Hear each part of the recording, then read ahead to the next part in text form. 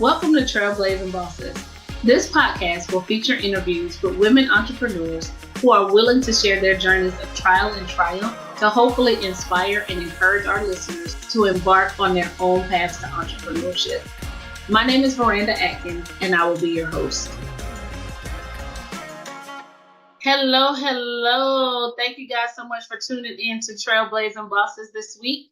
Our guest today is Mrs. LaShai Campbell. She is the CEO of LaShai Financial and Business Solutions and also the Executive Director of Restoring the Breach. So, LaShai, thank you so much for being a guest today. We're so happy to have you.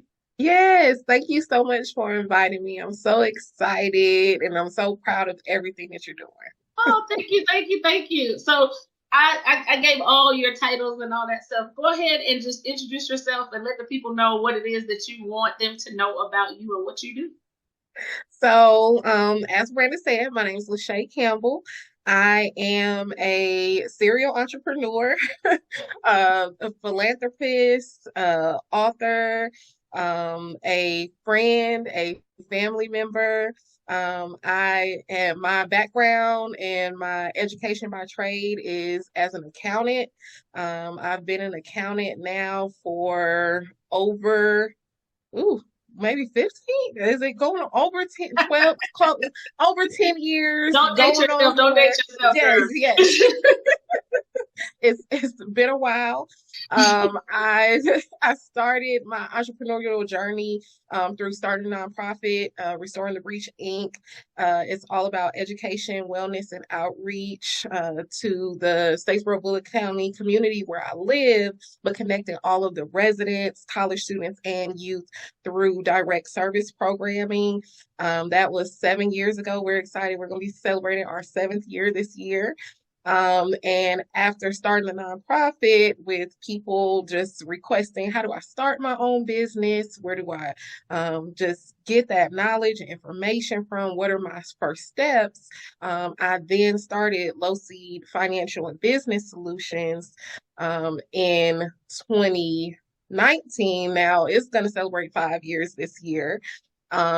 To help people to get not just their businesses in order, but also their finances as well. So I'm just, again, so excited to be connecting with you and your audience and just discussing the entrepreneurial journey. Okay, and so you said something that I had forgotten about because I knew about it, and then you just said it again. You said author.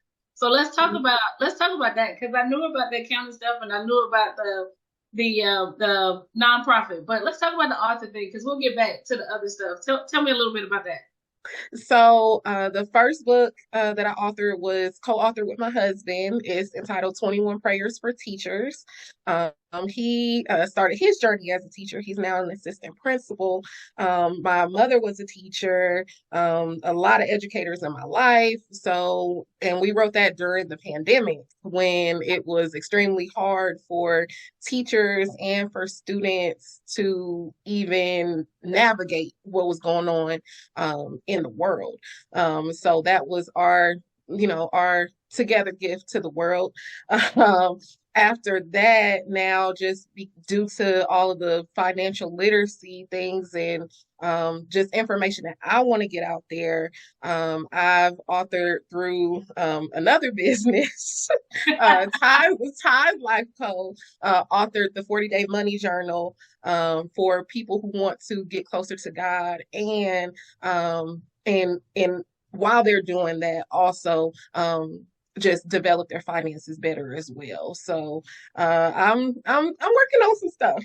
Hey, right. You sound busy. You know what? It's crazy because people always ask me, like, with your schedule and everything that you're doing, when do you have time to sleep? And I was like, I do sleep a couple hours a day. But let's talk about this. Was a question that I had later on, but you were naming all this stuff, and so you sound just as busy as I do with stuff. How do you keep like a work-life balance? Like what are some things that you do when you're not doing all these great things that you got going on? So for me, work-life balance as well as everything in my schedule and in my day has to start with God. Like I cannot Gotcha. imagine just not starting my day with some kind of prayer, some kind of reading, some kind of a little bit, no matter if I wake up early or if I wake up late. Like I can't get through the day without, okay, hey, let me get the real spiritual direction that I need Right, for right. everything else that I'm doing. Aside from that, then it's scheduling, and then it's multiple schedules. And I know you know that. Like it's the schedule that you write down on paper, it's your Google Calendar, it's your Apple Calendar, it's the multiple calendars and the multiple reminders. I'm a sticky note kind of girl. Everything is on a sticky note too, aside from also writing it down. So I have to get it I know multiple times. my calendar in my phone is like a light bright. It's different colors for different stuff based on what it's Yep, pertaining to and yep. all of this stuff, so I can shift my mind and get things right. So what do you Yep. do for like what do you do for relaxation and fun to try Hmm. to just say, okay, I'm not working today? Do you ever take a day where you be like, okay, I don't care, I'm not working today. I need a minute. Yeah. Yes. So, and you have to do that too with family.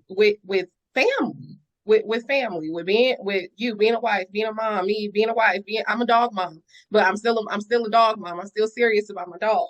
So, Okay. so I have to block that time off. So Sundays, I do no work at all. If I am working on a Sunday, it's labors of love. It's not intended for profit purposes or any other purposes, but for love. Gotcha. I have committed last year. I said, okay, I will not work Tuesdays and Fridays, but of course they ran me over. So 2024, I'm trying that out again. Tuesdays being my self-care Tuesday. So if that's my nail appointment, if that's a massage, if that's a facial, that's gonna be my Okay. Tuesday. Now Friday, my date night, my time with my husband, Friday. Gotcha. So I am committed this year. Like I said, Sundays have always been good, but Tuesdays and Fridays, I'm working a little bit harder to make that commitment. That's a good schedule. I actually put office hours on my email signature this year, Hmm. and Hmm. I'm trying to stick to those office hours because this room that you see me in now is the room that I often live in a lot. And my Yes. husband is like, he will send me a text and be like, okay, it's time to go to bed. And he kind of told me, and I think this is what all entrepreneurs, right? There's always something to be done. So he said to me, Hmm. he said, if there's always something to be done, that means you can stop working and you can do it tomorrow.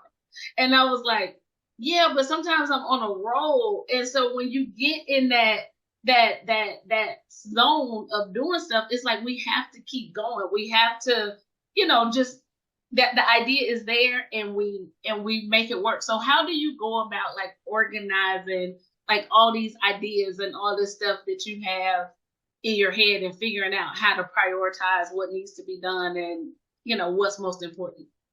It's so crazy because sometimes it just for me it has to get out, but when it gets accomplished, sometimes I don't even know.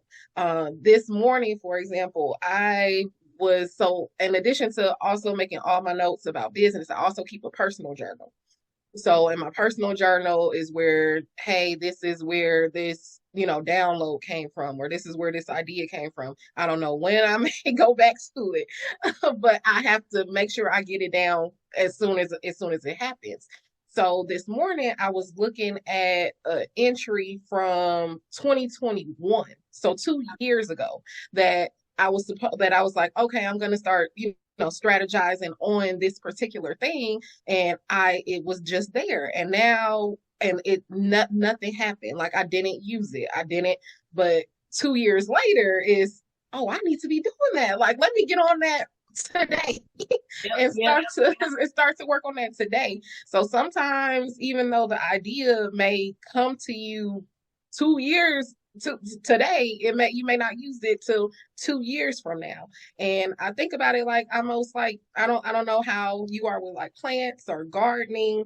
My green thumb, I'm working on it. It ain't got all the way there yet. But when you plant something, it's not gonna come up overnight. Right. So, that seed of that idea, it may not always pop up overnight, but make sure you get the idea down, because you never know when, you may start seeing, something rise up above the ground on it. Yeah. So, And it's so funny you should say that, because a couple months ago I was on the plane ride, and that's a good time to go through your phone and try to clean out photos. And I was looking through notes, and I had this section where I had just written all these topics that I wanted to speak on.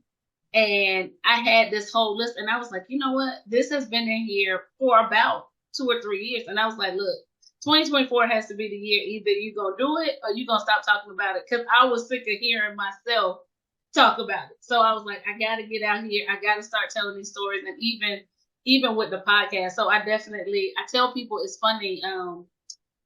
So many successful people always say you can dream about things in your head, but until you write them down, that's when they actually become, and you can actually see them come to fruition, is when you actually write something down. So that's great that you said it was something from 2 years ago, but it was still in your head. So, because you can forget about stuff. We got so many things going on that if you don't write it down, and so I've kind of started doing that in my head.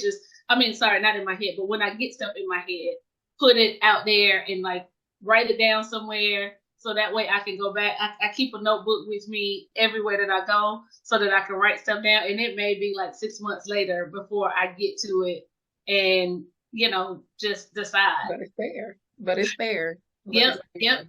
yep. So, and I think that's one of the strategies I was going to talk about, like one of the strategies that helps contribute to your success. Besides writing things down and coming back to it, what's something else that you do that you think that has been able to help you stay on track and just kind of keep going with your journey? I would also say, and we talked about this just prior, just having a great team. Like your team definitely makes a difference. The people who are around you, who love you and truly support you, and are, hey, have you checked on this? Or how are you doing today? Have you checked on you today? Yeah, Where are you at with this project that you're working on? Or what do you need me to do? So many times, just the entrepreneurial journey can feel lonely, yes, even though you can have yes, people. You just sometimes don't know how to best like utilize what you have.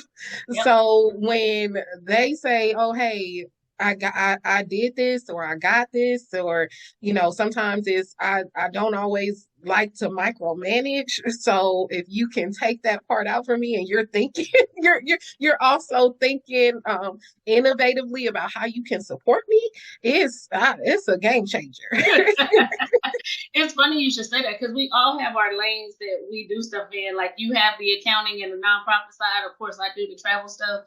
And you start talking about like social media and emails and all this other stuff that kind of lets people know about what we're doing. And it's like, I don't have time to write an email. I need somebody to, like, I need Right. to tell you what the email needs to say. And then you write that and you figure out how to get it out to people. So team is definitely important. And then those other people that you talk about that support you, that aren't even part of the company. I'm blessed enough to have two best friends that fight over who's my gal, right? So they will actually, like, everything that I do, no matter what I do, it's like they want to sign up. I remember when I started ABTP, which is the Association of Black Travel Professionals. They saw it and they were like, "Oh, it's only $89. Well, sign us up.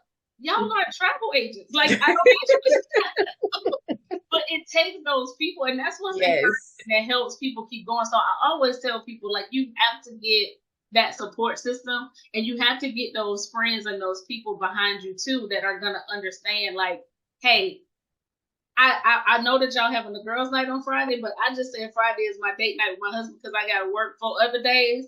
Hit me up Hmm. on Tuesday, like, and be Yeah. okay with going to lunch or saying whatever is helping. And that is also an important part of entrepreneur that people don't see, like, I mean, we work like crazy, but we have to, and we keep getting back to this work-life balance topic because Right, it's so right. important because you don't Mhm. want to burn You yourself don't. out. Because I know when I first started working for myself, like it was hard. Like you don't really get a vacation, you don't really get time off. And I would say to myself, like, forget this, I'm going back to work. Like I know that I'll work for those people from 8 to 5 on Monday, and then I don't have Monday to Friday, and I don't have to think about them anymore. I can lay in my bed and watch Snapped all weekend. Not snap. So,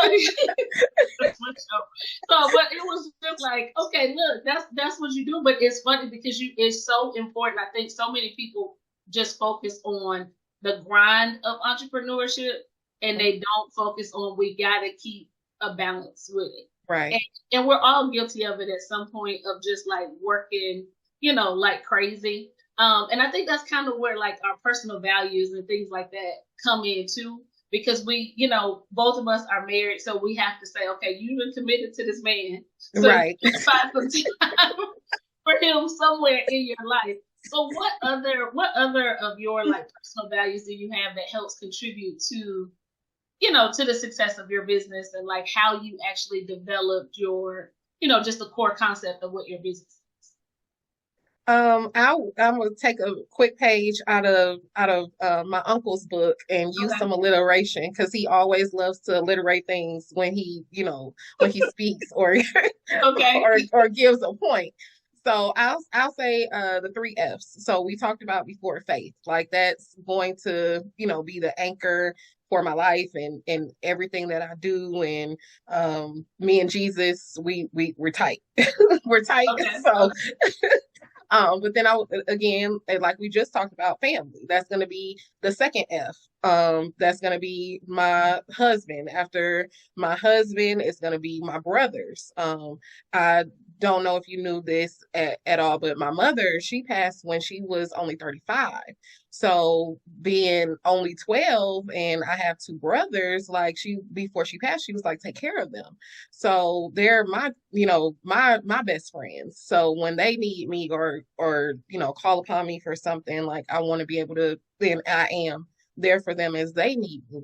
Absolutely. Then the third, I would say finances, and that's in every single business. I believe that once you have your money together, like it's you can do so many things, and we're awarded an inheritance. Like God has said that He's going to give us, He has given us an inheritance. But how many of us believe it? How many of us walk like we live it? So even with restoring the breach is free financial literacy opportunities through restoring the breach. Now through low seed is, of course, it's all about your individual and your business finances. Then with tithe life, it's about tithing and your first fruits of what you're receiving financially. So as that, going back to that accountant background, like going to school for that, like it's still there. So I continually, hey, don't we I had a client this past weekend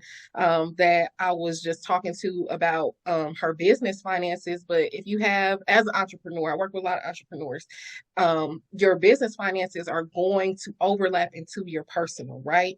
So when they do that, you have to have an extra layer of protection and oversight over your finances. I told her that we have to get to a place where we tell the money what to do. The money doesn't tell us what to do. The money doesn't drag us around and spend me on this and this and that and that. No, we tell the money, hey, no, you're going directly to these bills. You're going directly to this savings account, this Okay. IRA. You're going directly to this family and friends budget. Like you're going to do what I tell you to do. And even with me telling you to do that, the money, and I don't want to get too, too much, but the Okay. money has to have a job. Everybody in my house has to work, and the money does too. Are you getting the best interest rate on any of your savings or retirement accounts, or your investment accounts, or your stock portfolio? Like the money has to work. I'm Right. not just working for you, you're working for me. So let's get out of that, that tired mindset.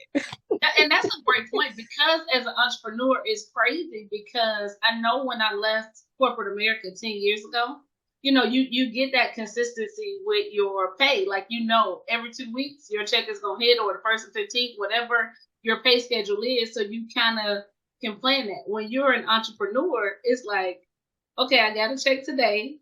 And I think in 10 to 15 days, I'm going to have a check, but you have to be able to plan out that money. So it's great that you mentioned that because that is, I think, what stops a lot of people on this entrepreneurial journey because rent don't stop, gas don't stop, food don't stop, kids don't stop growing their feet. They still need shoes every week and all this other kind of stuff. And so people start out wanting to do this, and then the coins just don't match. I watched a video on Instagram a couple weeks ago where this lady said she had been working as an entrepreneur for 10 months and she had only made $1,000. And so it was like, when you hear $1,000, you're like, okay, sis, we gotta do something. But I commend her because it's 10 months. I only made $1,000, but she's still going. And she made some sacrifices. She talked about she moved in with her parents and this other stuff. And those are the things that people aren't willing to sacrifice now for what could be the long-term goal later. And that was one of the biggest things that I think I did. And it's funny how things work out because you don't know. 10 years ago, we moved from Atlanta to Alabama where we live.